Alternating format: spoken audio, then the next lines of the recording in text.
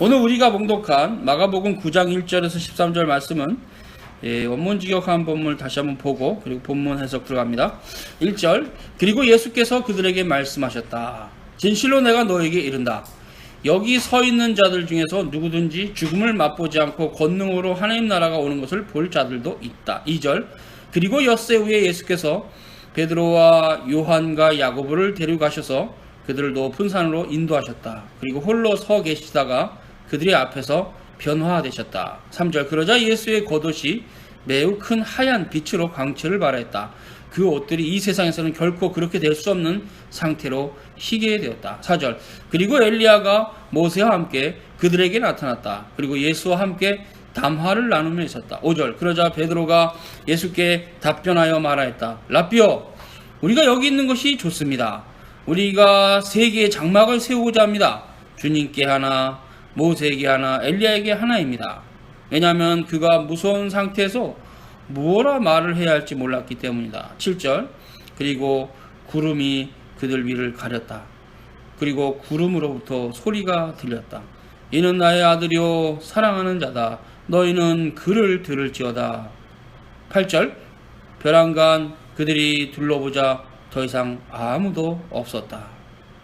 오직 예수만 그들과 함께 있었다. 9절, 그리고 그들이 산으로부터 내려올 때 예수께서 그들에게 당부하셨다. 인자가 죽은 자들 가운데서 다시 살아나기 전까지 어느 누구에게도 그들이 본 것을 말하지 말라 하는 것이다. 10절, 그들이 그 말씀을 붙잡았다. 서로를 향해서 논의했다. 그가 죽은 자들로부터 다시 살아나신다는 말이 무슨 의미인가? 11절, 그리고 그들이 예수께 여쭈어 말하였다. 서기관들이 엘리야가 먼저 와야 한다고 합니다. 12절, 그러자 예수께서 그들에게 말씀하셨다. 인자에 대하여서 어떻게 기록이 되어 있느냐? 엘리야가 먼저 와서 모든 것을 회복하고 인자가 많은 고난을 받고 멸시를 당하여야 된다고 되어 있지 않느냐? 13절, 그러나 내가 너에게 말한다. 성경에 그에 대해서 기록한 대로 엘리야는 이미 왔다. 그런데 자기들이 원하는 대로 그에게 대하였다. 오늘 본문은 1절에서부터 8절을 묶어서 해석합니다. 또 저에게 이르시되 내가 진실로 너에게 이르노니 여기 섰는 사람 중에 죽기 전에 하나님 나라가 권능으로 임하는 것을 볼 자도 있다. 2절, 엿새 후에 예수께서 베드로와 야고보와 요한을 내리시고 따로 높은 산에 올라가셨더니 저희 앞에 변형되사 그 옷이 광채가 나며 세상에서 빨래하는 자가 그렇게 희귀할 수 없을 만큼 심히 희어졌더라. 이에 엘리야가 모세와 함께 저에게 나타나 예수로 더불어 말씀하거늘 베드로가 예수께 고하되 랍비여, 우리가 여기 있는 것이 좋사오니 우리가 초막 셋을 질 때 하나는 주를 위하여 하나는 모세를 위하여 하나는 엘리야를 위하여 하사이다 하니 이는 저희가 심히 무서워하므로 저가 무슨 말을 할지 알지 못함이더라. 마침 구름이 와서 저희를 덮으며 구름 속에서 소리가 나되 이는 내 사랑하는 아들이니 너희는 저의 말을 들으라 하는지라. 문득 둘러보니 아무도 보이지 않냐고 오직 예수와 자기들 뿐이었더라. 이 본문은요, 마태복음 17장 1절에서 9절, 누가복음은 9장 27절에서 36절과 연결되어 있는 같은 사건을 다루고 있습니다. 거기 보면요, 예수께서 마가복음 9장 1절에 여기 섰는 사람 중에 죽기 전에 하나님 나라가 권능으로 임하는 것을 볼 자도 있다, 그렇게 되어 있죠. 그리고 이제 엿새 후에는 예수께서 베드로와 야고보와 그의 형제 요한을 데리시고 높은 산으로 올라가신 사건이 기록되어 있습니다. 베드로와 야고보와 그의 형제 요한을 데리고 올라가신 거는요, 구약의 율법을 따라 두세 증인이 꼭 어떤 사건에 있어야 된다라는 그런 원리를 따라 예수님께서는 세 사람 제자를 데리고 간 겁니다. 두세 사람의 증인이 있어야 됐기 때문에 두세 사람인데 3명의 증인을 삼고자 하신 것입니다. 구약 모세법에 따라 보면 증자로 삼을 수 있는 가장 적은 증인은 두세 명입니다. 신명기 17장 6절이 관련 구절입니다. 그러므로 예수께서 모세법을 따라 3명의 증인을 따로 세우신 것입니다. 누가복음에는 좀 더 구체적으로 그 정황이 드러나 있습니다. 누가복음 9장 27절과 28절을 저는 봉독해 드립니다. 내가 참으로 너에게 이르노니 여기 섰는 사람 중에 죽기 전에 하나님의 나라를 볼 자들도 있느니라. 이 말씀을 하신 후 8일쯤 되어 예수께서 베드로와 요한과 야고보를 데리시고 기도하시러 산에 올라가사. 거기 지금 기도하러 산에 올라간다는 말이 마가복음에 없어요. 즉 변화산상에 올라가신 목적은 아버지 하나님께 예수님께서 기도하려 가신 겁니다. 예수께서 아버지 하나님 앞에 나아가서 기도하실 때 이제 제자들에게 기도를 같이 요청했을 것입니다.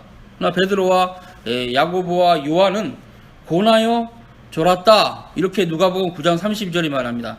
졸다가 문득 깨어서 예수께서 영광의 강철을 입으시고 모세와 엘리야와 함께 선 것을 보았다 되어 있습니다.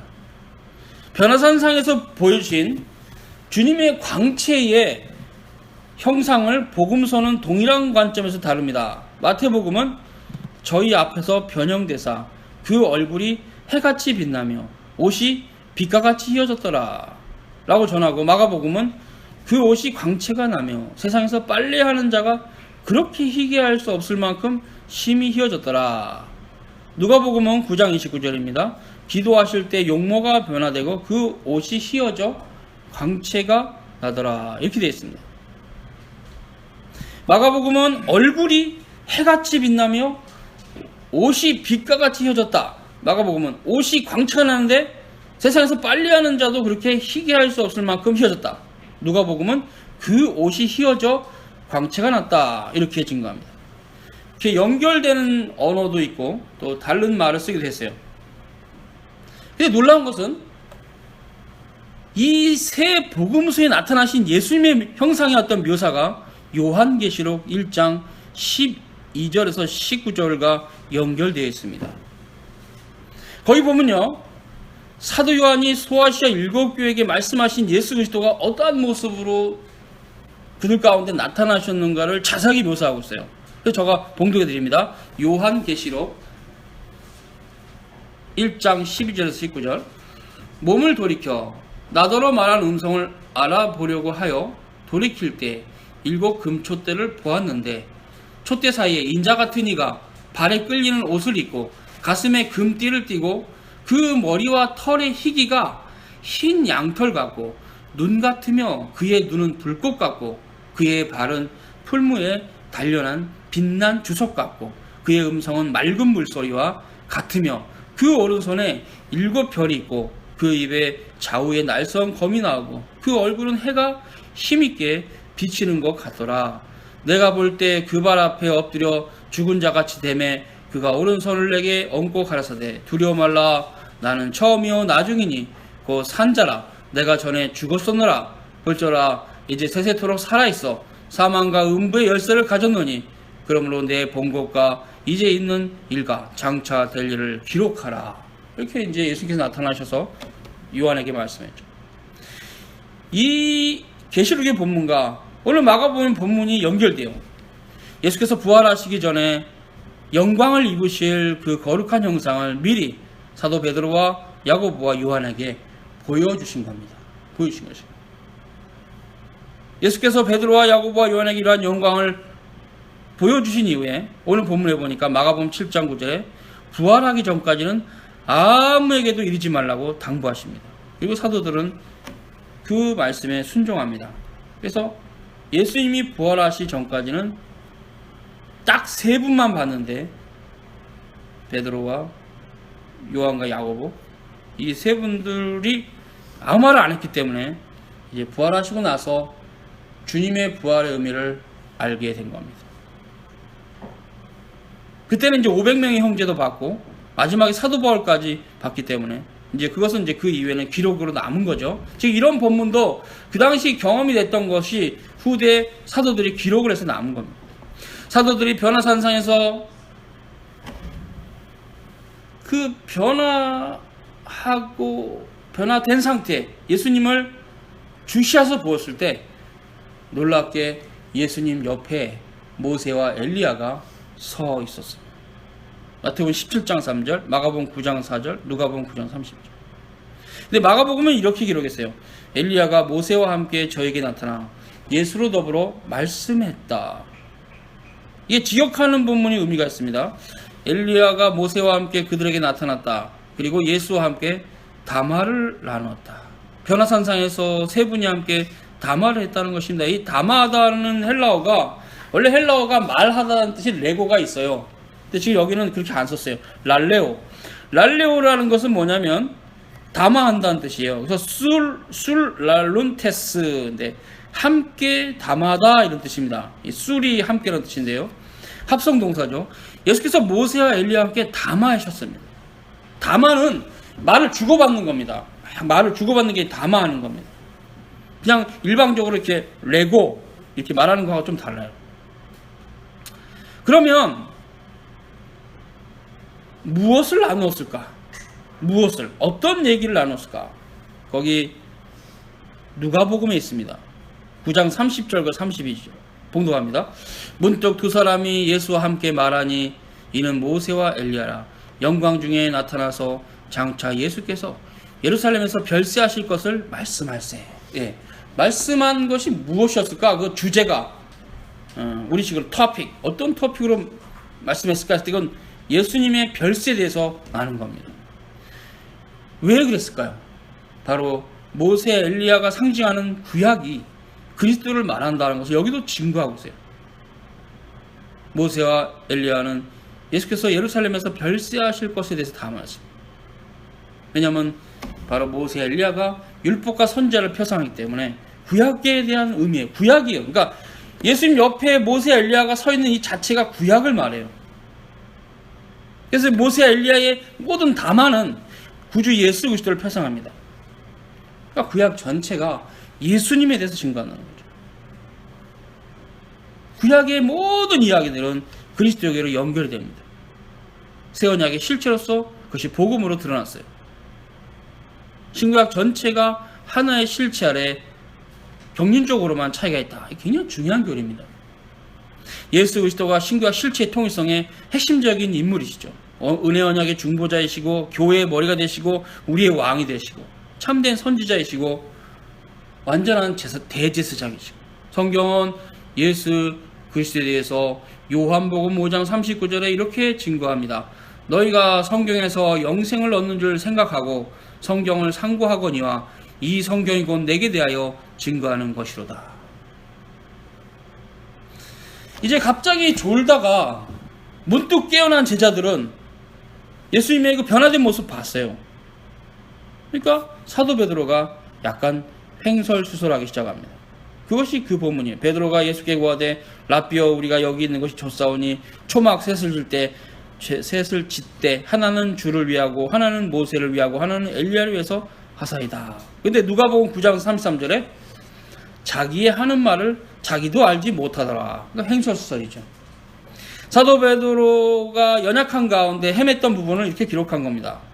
사도 베드로는 하나님 나라의 영광을 세상의 장막으로 보존할 수 있다고 이렇게 생각했어요. 그래서 툭 나온 말입니다. 자기도 모르게. 진리에 대한 연약함이 그렇게 드러난 겁니다. 장막은 헬라어로 스케네라고 합니다. 그래서 이것을 육신의 장막이다 이런 표현도 쓰죠. 우리가 육신의 장막이다. 장막이 갖고 있는 특징은 잠깐 머물러야 될 객점입니다. 이러한 육신의 장막으로는 하나님 나라의 영광을 보존할 수 없습니다. 하나님의 인간이 만든 그런 곳에 있는 부분이 아니에요. 그래서 많은 거짓된 신자들은 그것을 모르고 이 세상에 화려한 건물을 짓고 또 거기에 잘 짜여진 조직체를 갖기만 하면 교회가 세워진 것으로 착각합니다. 또 그것을 교회로 오해할 수 있어요. 그렇지 않습니다. 하나님 나라는 먹고 마시는 데 있지 않고 의와 평강과 거룩함에 있다는 사도 바울의 말씀처럼 하나님 나라는 지금 신자들의 마음에 구현이 되어 있습니다. 참된 신자라면 하나님 나라가 자기 마음 안에 구현이 되어가는 것이 그게 하나님 나라고, 그들이 모여있는 것이 성경이 말하는 교회입니다. 교회는 화려한 건물이 아닙니다.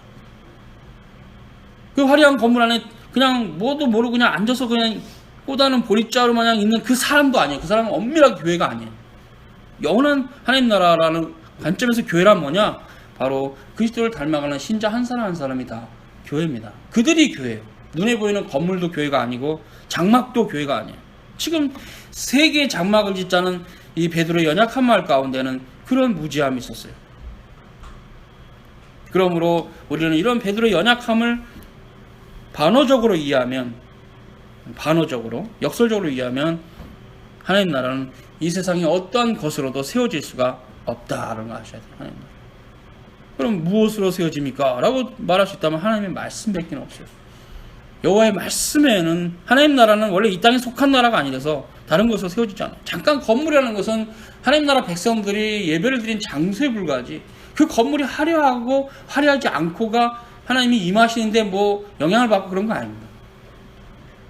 오히려 사도시대 교회는 최소한 3세기 이전의 교회는 동굴에 들어가서 로마 제국의 핍박을 피해서 예배를 드렸던 역사도 있기 때문에 참된 교회는 그렇게 눈에 보이는 건물이나 사람 수에 의하지 않고 오직 하나님의 말씀으로만 세워집니다. 하나님의 말씀을 깨달아 알고 그 말씀을 따라가는 신자가 반드시 2명 이상 있어야 교회입니다.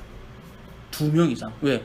교회가 한자로 가르칠 교자에 모일 회자인데 가르침은 있는데 모임이 없으면 안 되잖아요. 가르칠 수 있는 사람 자체가 없으면 안 되잖아요. 그래서 가르침과 모임이라는 의미는 한 사람은 모임이 안 돼요. 2사람 이상이 모임이지. 그래서 예수님께서 2-3사람이 내 이름으로 모인 곳에 나도 그들 중에 함께 있겠다 하신 거예요. 그러니까 2사람 이상. 결국은 주님을 진실로 사랑하는 사람 2사람 이상이 있어야 교회입니다. 거기 이제 가르침이 같이 있어야 되기 때문에 뭐 거짓 가르침이 있다면 거짓 교회겠죠. 거짓된 가르침은 아무런 의미가 없어요. 거짓된 가르침은 아무런 의미가 없어. 거기 지금 교회라는 것은 사람이 모여 있는 것과 가르침이 하나인데, 가르침이 거짓되면 모임이 형성이 됐어도 의미가 없어요. 이 두 개 동시에 만족을 해야 교회입니다. 교회라는 것은 하나님의 말씀이 가르쳐지는 것과 그 말씀을 듣는 신자가 2사람 이상이 있어야 돼요. 그 말씀을 이해하고 따라가는 신자. 이제 사도 베드로의 말이 끝나기가 무섭게 거대한 구름이 사도들을 덮어버립니다. 그 구름 속에서 실은 그 음성으로만 들은 건데요, 참 계시죠. 이건 다 그 당시에 우리로서는 지금 상상하기 쉽지 않은데 아버지 하나님의 음성이 들린 겁니다.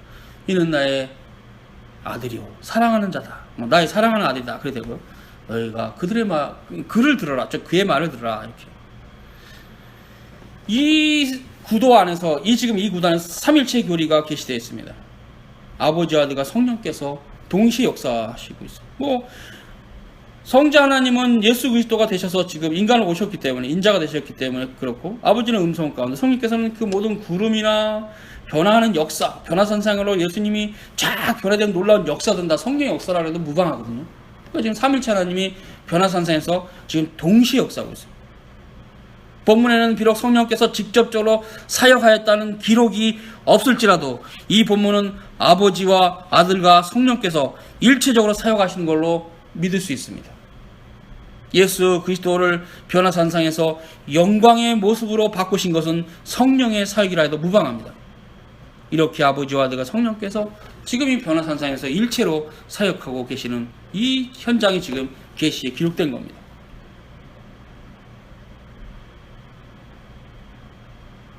아버지와 아들과 성령은 동등하시다. 이 굉장히 중요한 정통 교리입니다. 동등 영광, 동일 본질. 다만 아버지께서 아들 안에서 성령을 통해서 사역하신다. 내적 관계의 사역의 방식.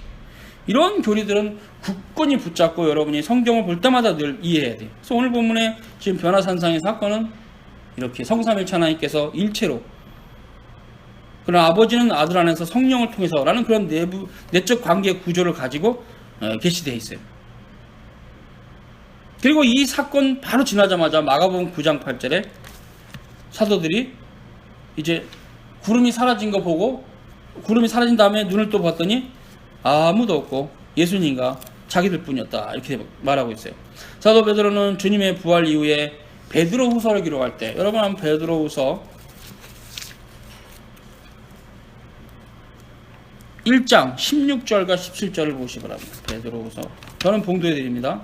베드로후서 1장 16절에서 17절 봉도합니다. 우리 주 예수 그리스도의 능력과 강림하심을 너에게 알게 한 것이 공교히 만든 이야기를 쫓는 것이 아니요 우리는 그의 크신 위엄을 친히 본 자라. 지극히 큰 영광 중에서 이러한 소리가 그에게 나기를 이는 내 사랑하는 아들이요 내 기뻐하는 자라 하실 때 저가 하나님께 존귀와 영광을 받으셨느니라. 지금 사도 베드로는 예수님이 십자가에 돌아가시기 전에 한 번 경험했던 변화산상에서 모습을 회상하면서 베드로후서를 쓰고 있어요. 뭐라 그랬어요? 그때 그 모습을 가지고 우리는 그의 영광을 친히 본 자라. 부활하신 이후에도 뵀지만 그것은 사도 베드로만 본 게 아니라 바울도 봤고 500명의 형제도 봤기 때문에 12사도가 모두 봤기 때문에 오히려 그것도 이유가 있지만 베드로는 그것을 사례로 들지 않고 자신이 예수님이 십자가에 돌아가기 직전에 보여줬던 그 변화산상의 모습을 가지고 이 얘기를 한 겁니다. 이것이 우리가 말하기 좋게 만든 스토리가 아니라는 얘기예요. 꾸며낸 이야기가 아니라는 16절에 보면 우리가 이것을 그냥 꾸며낸 이야기 아니다. 나는 친히 봤다. 자기 증거를 얘기하는 우리는 그의 위엄을 친히 본 자라. 사도들은 우리죠.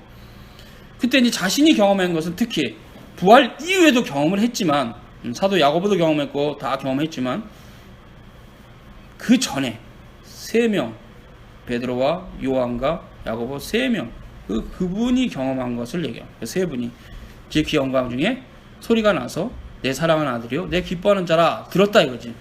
그리고 저가 아버지께 존귀와 영광을 받았다. 사도 베드로는 부활하기 전에 변화산상에서 본 구주 예수 그리스도의 그 놀라운 영광을 생각하면서 항상 기뻐했습니다. 그리고 감사했습니다. 사도의 신앙은 이런 확실한 계시적 표적을 통해서 확증된 것입니다. 그래서 우리는 사도의 가르침이 선한 줄 믿을 수 있고 따라갈 만한 또 그분들의 가르침이 너무 분명해요. 너무나 일치해요. 바울의 교리나 베드로의 교리나 마가의 교리나 요한의 교리가 쓴 그 어떤 스토리는 다 다른 얘기들을 했지만 같은 말 우리 구주 예수 그리스도에 대한 교리로 일치합니다. 9절에서부터 13절 설교하고 오늘 설교 마칩니다. 저희가 산에서 내려올 때 예수께서 경계하실 때 인자가 죽은 자 가운데 살아날 때까지는 본 것을 아무에게도 잊지 말라 하시니 저희가 이 말씀을 마음에 두며 서로 문의하되 죽은 자 가운데서 살아나는 것이 무엇일까? 하고 이에 예수께 묻자와 가로되 어째 서기관들이 엘리야가 먼저 와야 하리라 하나이까? 가라사대 엘리야가 과연 먼저 와서 모든 것을 회복하거니와 어찌 인자에 대해서 기록하기를 많은 고난을 받고 멸시를 당하리라 하였느냐? 그러나 내가 너에게 이르노니 엘리야가 왔을 때 기록된 바와 같이 사람들이 임의로 대우하였느니라. 변화산상에서 내려올 때 예수께서 사도들에게 당부하십니다. 인자가 죽은 자 가운데 다시 살아나기 전까지는 어느 누구에도 본 것을 말하지 말라. 그래서 누가복음 여러분은 9장 36절을 보세요. 제자들이 잠잠하여 그 본 것을 무엇이든지 그때에는 아무에게도 이르지 아니하였다. 순종한 겁니다. 증거가 있죠. 성경에. 예수께서 이렇게 말씀하신 것은 하나님 나라의 도래와 관련해서 그가 행하신 모든 사역의 실체가 드러나는 것이 부활 이후이기 때문에 그 전까지는 침묵하게 하신 겁니다. 침묵. 이제 부활하신 이후에 그 변화산상에서의 모습이 왜 있어야만 되는 걸 알게 하신 거죠. 그때 이후 때 다 드러난 겁니다. 그래서 주님이 부활하시기 전까지는 모든 것을 감추시고 천사보다 잠깐 동안 낮으신 상태에서 사셨습니다. 인자로서. 그러나 그가 부활하신 이후에는 그 인성을 가지신 상태에서 천사보다 높아지셨어요. 이제는 우리 주님은 신인신 예수 그리스도는 천사보다 높으신 분입니다. 놀랍지 않아요? 이런 형태 안에서 그분이 부활하신 그 모습, 그 거룩한 모습을 우리에게 주시겠다고 약속을 하였습니다. 구체적으로는 사도 바울의 고린도 전서 15장 거기를 자세히 살펴보시면 우리의 부활에 대해서 사도 바울이 잘 기록하여서 남겼습니다.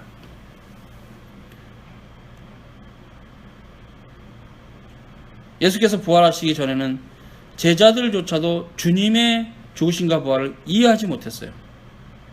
마가복음 9장 10절에 그러나 사도들은 부활하신 주님을 배웠고 나서 달라졌습니다. 이제 몰랐는데 이게 뭔가 하고는 이제 예수님이 잡혀가니까 다 도망가고 그래도 베드로만 끝까지 따라가다가 그 뜰 안에서 예수님 3번 부인하고 깨달았죠. 아, 내가 인간적인 마음으로 주님을 따라간 것이 잘못됐고 따라갈 수 없는 길을 따라갔구나 하고는 회개했죠. 통곡했죠. 내가 우리 주님을 3번이나 부인했다. 이것은 전설이지만 그래서 매일 닭이 올 때 늘 통곡하는 그걸 생각하면서 베드로가 회개하고 살았다 그래요. 자기가 사랑하는 그 주님을 원치 않게 3번을 부인했기 때문에 인자를 부인한 형태이기 때문에 용서를 받은 겁니다. 베드로의 중심은 깨끗했고 다만 연약한 거죠. 사도 베드로가. 구원은 이런 겁니다. 부족하면 주님은 다 품어주시는데 오만방자하면 뻔뻔하면 절대 그냥 쳐버리십니다. 우리는 하나님 앞에 그렇게 오만하면 안 돼요. 겸손해야 됩니다. 지식을 그렇게 머리에 쌓아가는 게 중요한 게 아니라 주님을 사랑해야 됩니다. 우리 주님을 사랑하셔야 됩니다. 그래서 사도 베드로는 그 이후에 달라졌어요. 그리고 그 다음부터 또 그죠? 그때 3번 부인했고 죽으시는 모습도 지켜봤고 그리고 부활하신 모습까지 보시고 이제 그는 오순절에 성령을 받고 나서 주님의 나라의 훌륭한 사도로 전력 투구하고 복음을 전하다가 주의 교회를 세우고 역사 속에 사라졌어요. 이건 전설인데 십자가에 거꾸로 죽었다. 그런 전설은 그냥 전설로 여러분이 생각하세요. 그래서 이제 사도들은 오순절에 이런 부활을 본 이후에 성령으로 충만함을 받고 담대하게 하나님 나라를 전파했습니다. 그래서 그 복음이 예루살렘과 온 유대아, 사마리아와 땅끝까지 이루었어. 여기까지. 여기도 땅끝입니다. 여러분 땅끝이 어딘지 아십니까? 내가 서 있는 이 자리가 땅끝이에요. 왜냐하면 성경에서는 사마리아 다음은 땅끝이라 얘기했기 때문에 사마리아 지나면 다 땅끝이에요. 로마 제국도 땅끝, 아메리칸 대륙도 땅끝, 이제 동아시아도 땅끝. 주님이 언제 올지는 아무도 몰라요. 우리는 지금 땅끝에 살고 있는 사람들. 이것이 종말론적인 신앙입니다. 하나님의 말씀을 최고의 가치로 알고 살아가는 신앙이죠. 그래서 여기서 지금 이 얘기가 듣고 그때 이제 사도시대 당대에는 땅끝을 어디로 갔냐면요 서바나 지방으로 갔어요. 서바나는 어디냐면요 지금의 포르투갈과 스페인 지방입니다. 그러니까 로마 제국의 서쪽 끝이죠. 이제 바다가 보이죠. 지중 어디죠? 대서양이 보이는 대서양 왼쪽으로 더 가면 이제 대서양입니다. 그래서 이제 거기 전까지 그 마지막 땅이었던 서바나를 바울은 땅끝으로 봤어요. 그때 그의 지식의 한계로. 그래서 로마서 15장 28절에 바울이 이런 말을 했습니다. 그러므로 내가 이 일을 마치고 이 열매를 저에게 확증한 후에 너희를 지나서 너희는 노마죠 서바나로 가리라. 바울이 이런 마음이 있었어요.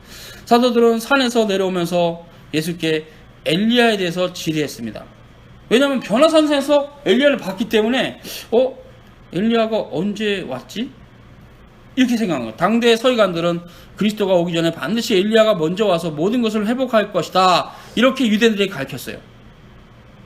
근데 변화산상에서 엘리야를 본 것입니다. 사도들은. 그러니까 의문이 일었어요. 예수 그리스도께서 오시기 전에 분명히 엘리야가 온다 그랬는데 자기들이 엘리야를 본 적이 없거든요. 자기들도. 서기관들이 말이 틀린 건가? 이게 의문이 생기면서 예수님께 여쭙습니다. 그것이 마가복음 9장 11절. 이에 예수께 묻자 가로되 어찌하여 서기관들이 엘리야가 먼저 와야 하리라 했습니까? 근데 예수님께서 답변하십니다. 가로되 엘리야가 과연 먼저 와서 모든 것을 회복하거니와 어찌 인자에 대해서 기록하기를 많은 고난을 받고 멸시를 당하리라 하였느냐. 그러나 내가 너희에게 이르노니 엘리야가 왔을 때 사람들이 임의로 대우했다. 누군지 몰란 거예요. 그러니까 마태복음 17장 13절에 제자들이 뭐라 그랬냐면요. 그제야 예수께서 말씀하신 자가 세례 요한인 줄 깨달았다.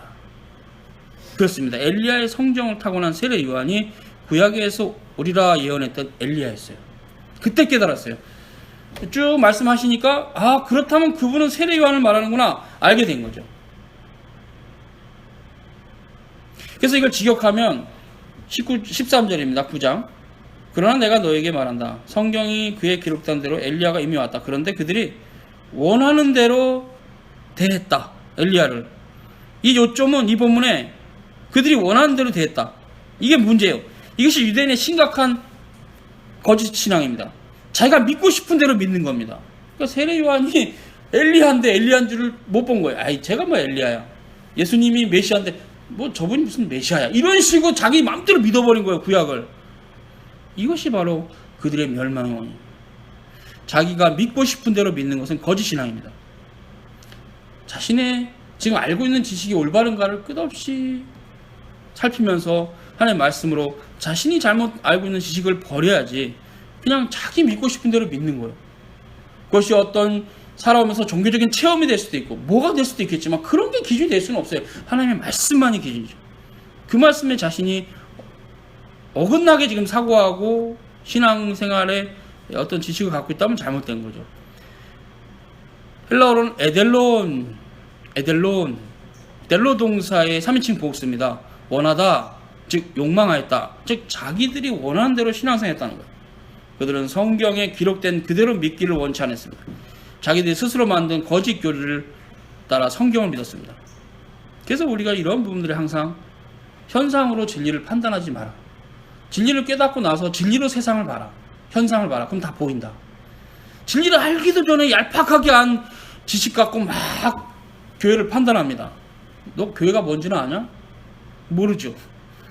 자기가 교회라고 하는 그 현상에서 경험한 것만 그 교회가 모든 것이라는 식으로 알고 있는 지식이 아닙니다. 우리는 성경으로부터 결국 세상을 봐야 돼요. 성경으로부터 교회도 봐야 돼요. 그렇지 않고 전혀 자기가 믿고 싶은 대로 하나님 믿으면 안 됩니다. 거짓 신앙입니다. 당대 유대인들이 그랬어요. 하나님의 말씀과 관계없이 자기들이 자의적으로 종교성을 만들었어요. 그게 유대교입니다. 그것이 제거되지 않고 계속 마음속에 남아있으면 자기 방식으로 하나님 섬기면서 그것을 거짓 신앙인지 모르고 그렇게 살아가는 거예요. 결국 그러다 보면 엘리야로 왔던 세례 요한도 엘리야인 줄 모르고 우리 죄를 위해서 십자가이신 예수님도 메시아인 줄 모르고 우리 예수님이 십자가에 못 박는데 적극적으로 가담하는 충동질 당한 유대인이 됩니다. 그 당시에 미신적 신앙입니다. 당대 유대인들의 신앙이 얼마나 이방 종교를 닮은 미신적 신앙이었는지 성경만 자세히 살펴봐도 알 수가 있어요. 주님 당대 유대인들의 신앙은 심각하게 세속화되어 있던 거짓 신앙입니다. 그들은 이스라엘을 로마의 압제로부터 구원할 정치적 메시아를 기다렸어요. 그들이 기다리던 메시아 관념은 플라토의 철학에 있는 철인 정치에 나오는 그런 메시아예요. 잘못된 겁니다. 헬라 철학에 빠져가지고. 그러나 구약이 말씀하신 메시아는 예수 그리스도입니다. 올바르지 않는 지식이 얼마나 위험한가를 지금 성경 우리에게 가르치고 있는 겁니다. 엘리야에 대한 이해도 거짓되었고 예수님에 대한 이해도 그들은 거짓되었어요.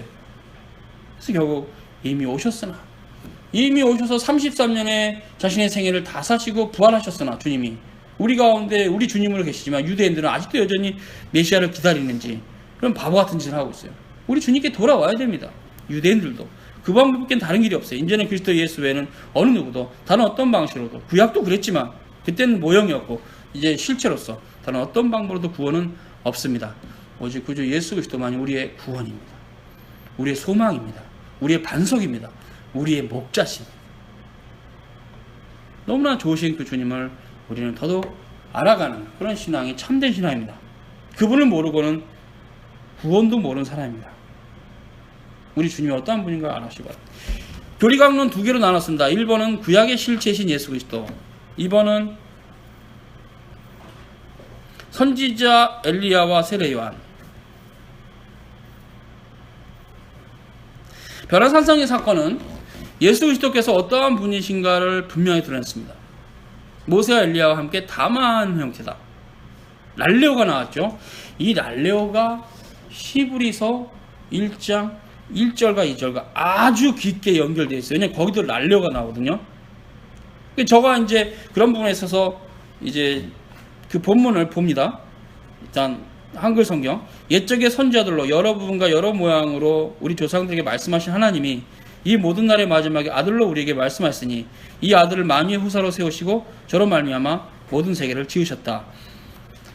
이 본문의 히브리어 구조가 아주 중요합니다. 이건 지금 신과 실체의 통일성과 경륜의 차이를 잘 말하고 있어요. 옛적의 구약이죠. 선지자들로 모세를 포함한 모든 선지자, 모세도 선지자입니다. 포괄적으로 선지자들로 여러 부분과 여러 모양은 여러 세대와 다양한 방식 우리 조상에게 말씀하셨다. 누가요? 하나님이. 그때 날려옵니다. 그때 담아하셨다는 걸 맞아요. 이 모든 날 마지막에 아들 안에서 우리에게, 그죠? 새 언약의 성도들에게 말씀하셨다. 결국 뭘 말씀한 겁니까? 구약시대는 특히 모세에게 말씀했다면 신약시대는 그리스도에게 말씀했는데, 모세는 사환으로, 그리스도는 아들로 충성한 겁니다. 굉장히 차이가 있죠. 결국 단지 모세는 모형으로, 그림자로 그리스도를 비춰줬어요. 율법은 그리스도의 모형입니다. 여러분, 율법은 그리스도의 모형입니다. 그 의미가 뭡니까? 율법을 버리면 될까요? 모형을 버리면 실체가 와도 깨닫지 못해요. 그 율법을 우리는 소중해야 됩니다. 시편의 기록, 잠언, 전도서, 이사야서, 예레미야 소중히 여겨야 된다. 그 본문들이 얼마나 주옥 같은 하나님의 말씀인지 몰라요. 그런 본문들을 올바로 이해를 해야 신약도 이해가 돼요. 결국 우리가 구약을 버렸다라는 것은 그건 정말 신약을 이해하기를 포기했다는 말과 똑같아요. 신구약은 하나의 말씀, 기록자는 성령님, 결국은 한 말씀입니다. 그래서 그런 하나님에 대한, 그런 예수님에 대한 기록이 이제 신약 시대는 예수님 자신이 오셔서 실체로 보여줬다, 이런 뜻이죠. 그래서 여러 부분은 아까 얘기한 대로 아담에서 노아 또 한 부분, 노아에서 아브라함 한 부분, 아브라함에서 모세 한 부분, 모세에서 또 그 이후 예수님까지 한 부분, 뭐 다윗까지 될 수 있고, 이렇게 여러 부분이 있다는 거예요. 여러 모양은 다양하잖아요. 광야를 홍해를 건너시고 뭐 여러 가지 이런 모습들, 다양한 이적들이 있잖아요. 그런 여러 모양, 계시적인 어떤 방식이 있다는 거죠. 그러나 변함없이 거기 지금 헬라어는 랄레오, 담화하다. 하나님께서 그 백성 이스라엘과 담화하셨습니다. 그래서 하나님께서 이스라엘 역사 가운데 개입하셔서 이스라엘을 훈육하시고 책망하시고, 그리고 또 치시기도 하죠. 칩니다. 자기 백성 사랑하시기 때문에 말을 안 들으면 쳐요. 그것이 이스라엘 백성들의 삶입니다. 그리고 하나님께 돌아오는 것만이 답이죠. 그러나 하나님은 또 회복시키십니다. 그것이 이스라엘 역사잖아요. 이것이 이스라엘과 담화하시는 거예요. 그 높으신 하나님께서 세상의 어떤 민족과 이렇게 담화하시며 그들을 이끌어주시고 세세하게 얘기하시며 또 때리시고 꼭 부모와 자식 관계처럼 했습니까? 이스라엘 백기는 없어요. 하나님께서 그 백성과 교통하셨다는 겁니다. 이것이 랄레오입니다. 근데 마가복음에도 랄레오를 쓰고 있어요. 다만 술 랄레오, 즉 함께 대화했다 해서 술, 함께가 지금 같이 붙어있는 형태죠. 그러니까 모세와 엘리야와 함께 담화하신 겁니다. 이 담화의 의미는 신구약 성경을, 모세오경과 선지자들의 문헌이 그리스도에 대해서 말하고 있고, 그리스도가 함께 대화하심으로 하나님의 말씀으로서의 의미가 있어요. 그래서 구약시대에 그런 조상들이 있었다면 새 언약은 세례를 받고 하나님 나라 회중에 들어온 모든 열방과 족속과 방언과 나라 가운데 일어난 성도들을 말합니다. 우리는, 성경이 히브리서 1장 2절, 말씀의 주체는 성삼일체 하나님입니다. 그리고 중보자는 변함없이 예수 그리스도입니다. 아버지와 아들과 성령의 이름으로 세례를 받은 자가 모두 다 성도입니다. 그러므로 옛 언약은 새 언약을 예비하고 준비하는 몽학 선생입니다. 그래서 율법의 시대라고 부릅니다. 그러나 새 언약은 그 실체가 우리 가운데 오셨고, 이제 누구든지 아버지와 아들과 성령의 이름으로 세례를 받은 사람은 어떠한 세례를 받았든, 유아 세례건 성인 세례건 다 새 언약의 교회에 가입한 자들이고 성찬에 참여하시는 자들이며 아브라함 자손입니다. 여러분 모두 다 언약의 백성입니다. 하나님께서 다스리시는 독특한 특별 계시 안에 있는 백성입니다. 피할 수 없어요. 모두 세례 받은 자는 어떤 형태가 하나님 간섭하십니다. 그것이 세상 사람과 달라요. 어제 잠깐 뉴스를 봤는데, 뉴스가 아니군요. 어떤 프로에서 전체 대한민국 인구 중에서 51%가 비종교인, 그 다음에 16인가 19%가 기독교인, 뭐 12%가 카톨릭, 그리고 불교. 그러니까 종교 자체가 없는 사람이 대한민국에 50%가 넘는다는 걸 듣고, 우와, 그냥 저 혼자, 아직도 전도할 사람이 되게 많네, 그랬어요. 근데 뭐 우리나라 기독교 인구가 20%라 해도 아직 여전히 불교인도 아니고 카톨릭도 아니고 종교 하나도 없이 살아가는 사람이 50%가 여전히 우리나라는 비종교 국가입니다. 그죠? 과반수가 넘으니까 51%인가 그랬어요. 결국 우리가 주님 앞에서 해야 될 일이 있는가? 라는 생각이 들 때가 있어요. 그때 그런 생각이 들었습니다. 결국 그런 사람들은 당연히 언약의 백성 밖에 있어요. 그러나 성삼위일체 하나님으로 세례받은 모든 기독교인들은 어찌됐건 하나님의 특별한 간섭 안에 있는 언약의 백성입니다. 히브리서에서 사도 바울은 예수 그리스도께서 신성을 따라서 천사보다 우월하시다 이렇게 말하고 있어요. 히브리서 1장 2,4절을 보세요. 이 모든 날 마지막에 아들에게 말씀하였으니 이 아들을 만유의 후사로 세우시고 또 저로 말미암아 모든 세계를 지으셨다. 3절 이는 하나님의 영광의 광채시요 그 본체의 형상이시라. 그의 능력의 말씀으로 만물을 붙드시며 죄를 정결케 하는 일을 하시고 높은 곳에 계신 위엄의 우편에 앉으셨다. 4절 저가 천사보다 얼만큼 뛰어남은 저희보다 더욱 아름다운 이름을 기업으로 얻으심이니. 신인이신, 특히 중보자의 신 그리스도에 대한 말입니다. 사도 바울은 예수 그리스도께서 인성을 따라서는 잠깐 동안 천사보다 못하셨다고 증거합니다. 그게 이제 2장 6절에서 10절입니다. 봉독하고 넘어갑니다. 오직 누가 어디 증거하여 가로되, 히브리서입니다. 히브리서 2장 6절 10절 오직 누가 어디서 증거하여 가로되 사람이 무엇이간데 주께서 저를 생각하시며 인자가 무엇이간데 주께서 저를 권고하시나이까. 저를 잠깐 동안 천사보다 못하게 하시며 영광과 존귀로 간 씌우시며 또한 주의 손으로 만드신 것 위에 저를 세우시고 만물을 그 발 아래 복종케 하셨느니라 하였으니 만물로 저에게 복종케 하셨은즉 복종치 않은 것이 하나도 없으나 지금 우리가 만물이 아직 저에게 복종한 것을 보지 못하고 오직 우리가 천사들보다 잠깐 동안 못하게 하심을 입은 자 곧 죽음의 고난 받으심을 인하여 영광과 존귀로 관쓰신 예수를 보니 이를 행하심은 하나님의 은혜로 말미암아 모든 사람을 위하여 죽음을 맛보려 하심이라. 만물이 나고 만물이 말미암은 자에게는 많은 아들을 이끌어 영광에 들어가게 하시는 일에 저희 구원의 주를 고난으로 말미암아 온전케 하심이 합당하도다. 인성을 따라서 예수님께서 비천의 사역을 경험하셨는데 친히 낮아지셔서 천사보다 잠깐 동안 낮아졌다는 얘기입니다. 그러나 부활하신 이유는 어떤가? 빌립보서 2장 9절과 10절입니다. 그러므로 하나님이 그를 지극히 높여 모든 이름 위에 뛰어난 이름을 주사 하늘에 있는 자들과 땅에 있는 자들과 땅 아래에 있는 자들로 모든 무릎을 예수의 이름에 꿇게 하시고 모든 입으로 예수 그리스도를 주라 시인하여 하나님 아버지께 영광을 돌리게 하셨느니라. 그래서 예수님이 부활하신 이후에는 천사보다 높이 되셨어요. 인자로서도. 그리고 히브리서에서는 모세보다 우월하신 그리스도를 또 봉독합니다. 히브리서 3장 2절과 6절 이렇게 말합니다. 모세보다 우월하신 그리스도 저가 자기를 세우신 이에게 충성하기를 모세가 하나님의 온 집에 한 것과 같으니 저는 그리스도죠. 모세보다 더욱 영광을 받을 만한 것이 마치 집 지은 자가 그 집보다 더욱 존귀한 것 같다. 집마다 지은 이가 있으니 만물을 지으신 이는 하나님이시다. 모세는 장래에 말할 것을 증거하기 위해서 하나님의 온 집에 사원, 서번트, 종이죠. 사원으로 충성하고 그리스도는 그의 집 맡은 아들로 충성하였으니 우리가 소망의 담대함과 자랑을 끝까지 견고히 잡으면 우리가 하나님 나라의 집이다. 즉 소망의 담대함과 자랑은 예수 그리스도입니다. 예수 그리스도의 지금 이 본문에서 우리가 그리스도를 끝까지 견고히 잡으면 우리가 하나님 나라다. 우리가 하나님 나라다. 우리가 We are Kingdom of God. 히브리서는 구약의 실체이신 예수 그리스도에 대한 교리가 넘쳐납니다. 구약은 단지 예표와 모형이었다. 실체는 예수 그리스도다. 이런 관점에서 구약 전체를 풀고 있습니다. 선지자 엘리야와 세례 요한에 대한 말라기 4장 5절과 연결된 교리적인 관찰을 하고 마칩니다. 구약에서 엘리야가 차지하는 자리가 중요합니다. 엘리야는 구약 선지자 사역의 중심적인 인물인데요.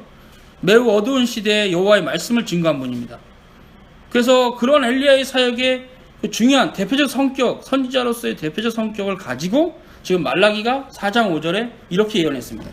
보라 여호와의 크고 두려운 날에 이르기 전에 내가 선지 엘리야를 너희에게 보내리니. 하나님의 구원의 날을 선지자 말라기는 여호와의 크고 두려운 날이라고 증거합니다. 왜 그랬을까요? 이 날이 갖는 성격이 무겁기 때문에.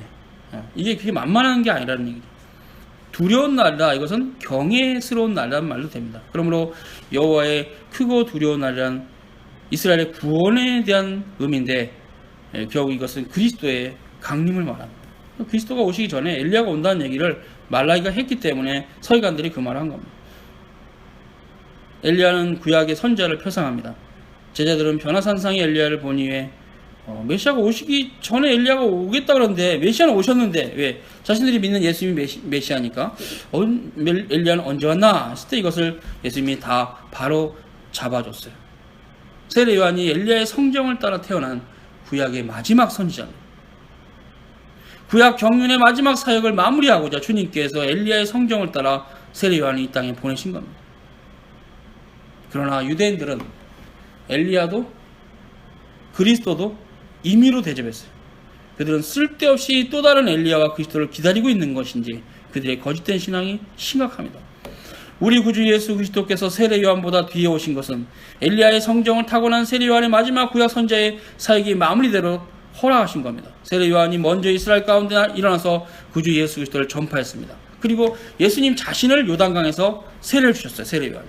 예수님 세례 요한에게 세례를 받으시고 올라왔어요. 그때 이제 하늘에서 비둘기가 임하고 하나님 아버지 하나님 말씀하셨죠. 거기도 삼위일체 교리가 있죠. 선지자 엘리야의 성정을 타고난 세례 요한의 등장은 구약의 경륜이 완전히 마무리되었음을 드러냅니다. 그렇게 세례 요한은 구약의 마지막 선지자로서 하나님 나라를 전파하고 예수 그리스도를 유대 가운데 증거하고 사라졌습니다. 그러므로 엘리야가 표상하는 바는 세례 요한의 사역의 성취와 연결해서 마무리가 된 겁니다. 기도하겠습니다. 거룩하신 주님 감사합니다.